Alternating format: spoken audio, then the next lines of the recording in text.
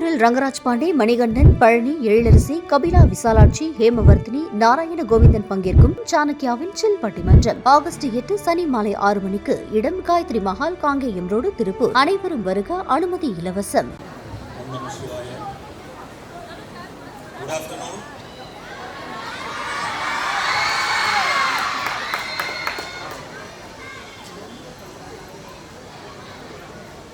This could probably be one of my life's most meaningful and beautiful day. I truly feel like life has come a full circle. This is where I started. I was 4 years old when I entered this building. This is where it all began. And to be here to witness where we are all today together is truly a blessing. It's a great honor for me to be here, standing here, talking to you all in front of my beloved principal, my respected teachers, my beautiful classmates, and all the little babies back there and their parents. It is truly indeed a blessing. கொஞ்சம் தமிழ்ல பேசுவோமா?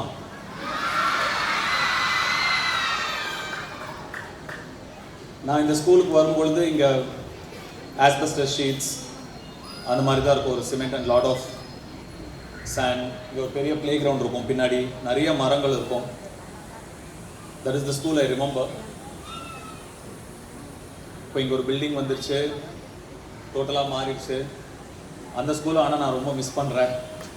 இங்கே வரும்போது அந்த ஸ்கூலை பார்க்க முடியலைங்கிற ஒரு ஏக்கம் எனக்கு இருக்குது.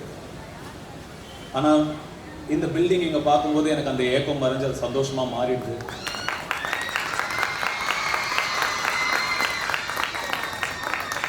ஸ்கூல் நான் படிக்கும்போது எப்பயுமே நான் நினைப்பேன், என்னடா அது 8:30லேருந்து 3:30 வரைக்கும் ஒரு கைதி மாதிரி ஒரே பில்டிங்குள்ளே இருக்கும், எப்படா 3:30 ஆகும், எப்படா ஸ்கூல்லேருந்து வெளியில் ஓடலாம் அப்படின்னு தான் தோணும். ஒரு பீரியடும் எப்படா முடியும்னு நம்ம அப்படியே வெயிட் பண்ணிகிட்டே இருப்போம். அந்த பெல் அடித்தா ஒரு தனி சந்தோஷம். ஸ்கூல் முடிஞ்சோன்னா முதல் ஆளாக நான் தான் வெளியே ஓடுவேன். அப்படி ஓடும்போதெல்லாம் எனக்கு தெரியல, இங்கே இருந்த டேஸ் தான் இருக்கிறதுலே ஹாப்பியான டேஸ்ன்னு எனக்கு அப்போ தெரியவே இல்லை. இப்போ இங்கே இவ்வளோ குழந்தைங்க இருக்கீங்க, உங்கள் எல்லாருக்கும் நான் சொல்கிறேன், இப்போது ரைட் நவ் உங்கள் லைஃப் இந்த ஸ்கூலில் தான் உங்களோட ஹாப்பியஸ்ட் பீரியட், உங்களோட ஹாப்பியஸ்ட் ஃபேஸ். சும்மா அதை எப்படா கிளாஸ் முடியும், எப்படா ஸ்கூல் முடியும் கடந்து போயிடாமல் என்ஜாய் பண்ணுங்கள் நல்லா. இந்த மாதிரி யாராவது எனக்கு அப்போ சொல்லியிருந்தா நான் டெஃபினட்டாக ஒரு செகண்ட் யோசித்து என்ஜாய் பண்ணியிருப்பேன் ஒவ்வொரு மொமெண்ட்டையும். ப்ளீஸ் என்ஜாய் பண்ணுங்கள். உங்கள் டீச்சர்ஸ் கிட்ட ரொம்ப மரியாதையாக நடந்துக்கோங்க. அவங்க சொல்கிற பேச்சு கேளுங்க. உங்கள் நல்லதுக்காக தான் அவங்களோட லைஃபே சாக்ரிஃபைஸ் பண்ணுறாங்க. ஸோ உங்களோட டீச்சர்ஸை மரியாதையாகவும் கௌரவமாகவும் பார்த்துக்கிறது உங்களுடைய கடமை.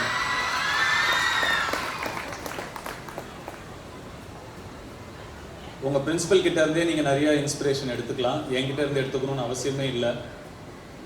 அவங்கள மாதிரி ஒரு ஸ்ட்ராங்கான பர்சன் பார்க்கவே முடியாது. லைஃப்பில் எவ்வளோ பார்த்து கடந்து போராடி யோசிச்சு பாருங்க. இதுக்கப்புறம் படிக்கணும்னு யோசிச்சாலே தலை சுத்துது.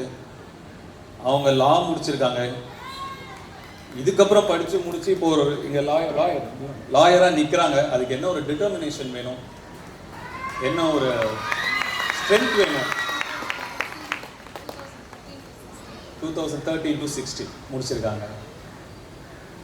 நான் சொல்லக்கூடாதுன்னா நீங்கள் தான் சொல்லணும், இருந்தாலும் நான் சொல்கிறேன். I am so proud of you. And இந்த ஸ்கூலை விடாமல் நீங்கள் இவ்வளோ வருஷமாக பிடிச்சி வச்சு கொண்டு நீங்கள் நிறுத்திட்டீங்க. இன்றைக்கி ஒரு பில்டிங் இருக்குது ma'am. If you want will build more buildings together. If you want நீங்கள் ஒரு ஆர்டர் போடுங்க, பண்ணி முடிச்சுக்கலாம்.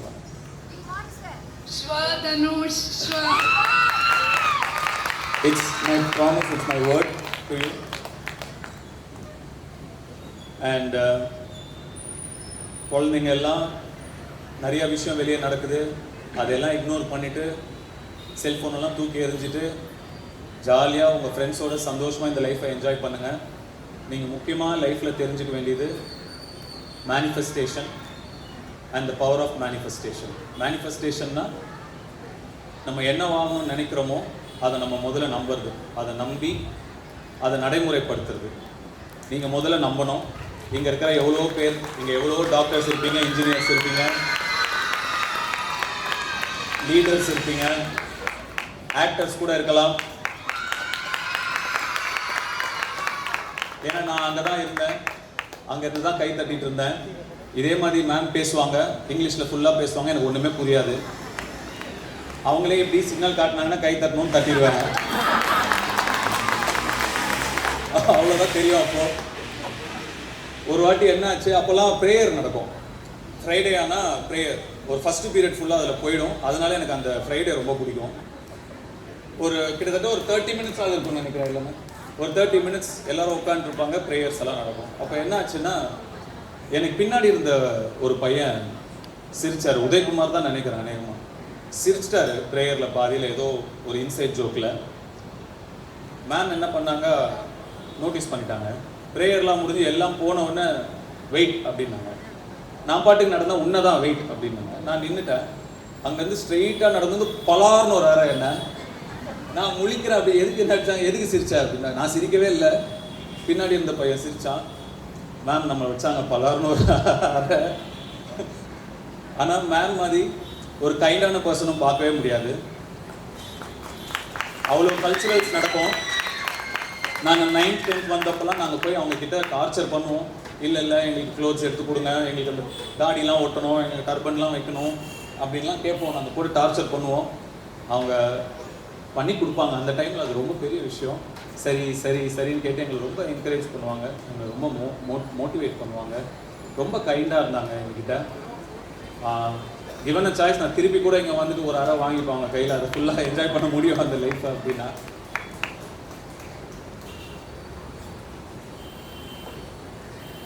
உங்ககிட்ட எனக்கு ஒரு ரெக்வஸ்ட் இருக்குது மேம். இந்த ஸ்கூலில் ஐநோ இந்த 8:30 to 3:30 நீங்கள் டெஃபினட்டாக ஃபிட்னஸ் அவேர்னஸும் மெடிடேஷன் அவேர்னஸும் கண்டிப்பாக ஒரு பீரியடாக கொண்டு வரணும்னு நான் உங்களுக்கு ரெக்வஸ்ட் பண்ணுறேன். சூப்பர் இருந்தால் ரொம்ப அழகாக இருக்கும். எஸ்பெஷலி ஃபிட்னஸ் அவேர்னஸ் அது ரொம்ப இம்பார்ட்டண்ட்டாக இப்போ இருக்குது. இன்றைக்கி அது புரியாது, உங்களுக்கு போக போக அதோட ஃபிட்னஸ் புரியும். இங்கே என்னோடய கிளாஸ்மேட்ஸ்லாம் இருக்காங்க, அவங்களுக்கும் நிறையா பேருக்கும் ஃபிட்னஸ் புரியணும். நிறைய பேர் வெயிட் குறைக்க வேண்டியதெல்லாம் இருக்குது.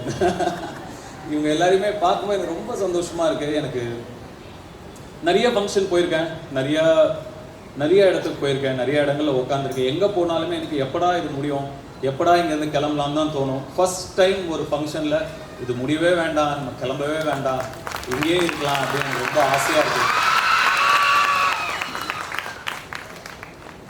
என்ன சொல்கிறதுன்னு தெரியல. இங்கே என்னோடய டீச்சர்ஸ் அவங்க ஒருத்தர் பார்க்கும்போது எனக்கு அவ்வளோ மெமரிஸ் இருக்குது. Vani miss one of the kindest souls I ever known. அவ்வளோ ஸ்வீட், அவ்வளோ கைண்ட். அமுதா மிஸ் அண்ட் என்னோட இப்போ கூட ஒன்று பாருங்கள், முன்னாடிலாம் நான் இங்கே படிக்கும்போது இங்கிலீஷ் சரியாக வராது, தப்பாக இங்கிலீஷ் பேசுவோம். YDD வெண்ட் அந்த மாதிரி ஒரு இங்கிலீஷ் தான் பேசிகிட்டு இருந்தேன் நான் நல்லா. ஆனால் தமிழ் நல்லா வரும். இப்போ அப்படியே மாறி போச்சு. நான் வெளில மீட் பண்ணுறேன், 10ல் 8 பேருக்கு தமிழ் எழுத படிக்கவே தெரியல. இங்கிலீஷ் பேசுகிறாங்க, இங்கிலீஷ் எழுதுகிறாங்க, படிக்கிறாங்க, ஆனால் தமிழ் எழுத தெரியல, படிக்க தெரியல. ரொம்ப வருத்தமான ஒரு விஷயம் அது. நான் ஒரு ஃப்ரெஞ்ச் ப்ரொடக்ஷனில் ஒரு படம் பண்ணேன், பெல்ஜியமில் ஷூட்டிங். அங்கே எனக்கு இங்கிலீஷ் தெரியுமா நம்ம கேட்கும்போது நான் தெரியும்னு சொல்லும்போது அவங்களுக்கு ரொம்ப சர்ப்ரைஸாக இருந்தது. இப்போ உங்களுக்கு இங்கிலீஷ் தெரியுமா அப்படின்னு. ஏன்னா பொதுவாக இங்கிலீஷ் ஒருத்தனுக்கு தெரியலன்னா தான் கிண்டல் பண்ணுவாங்க. தெரியுதுன்னு அவங்க ரொம்ப ஆச்சரியப்பட்டாங்க. ஏன் நீங்கள் ஆச்சரியப்படுறீங்கன்னு கேட்கும்போது அவங்க சொன்னாங்க, இல்லை உங்களுக்கு உங்கள் மதர் டங் தானே தெரியணும், பட் இங்கிலீஷ் ஒரு போனஸ் தானே அப்படின்னு சொன்னாங்க. அப்படி தான் அவங்களாம் பார்க்குறாங்க. உங்களுடைய தாய்மொழி தான் உங்களுக்கு முதல்ல தெரியணும். உங்களுடைய தாய்மொழியை நீங்கள் முதல்ல எழுத படிக்க தெரிஞ்சுக்கணும்.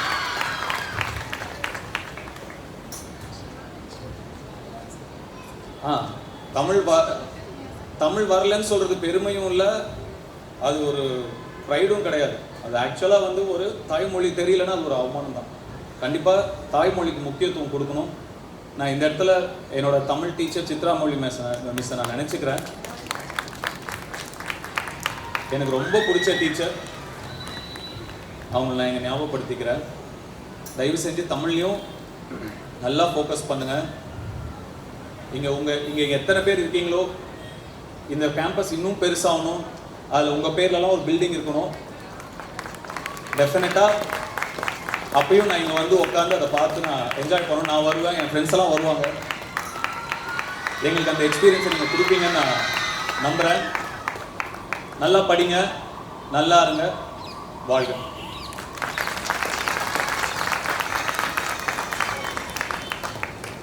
Thank you, sir, for your motivational speech.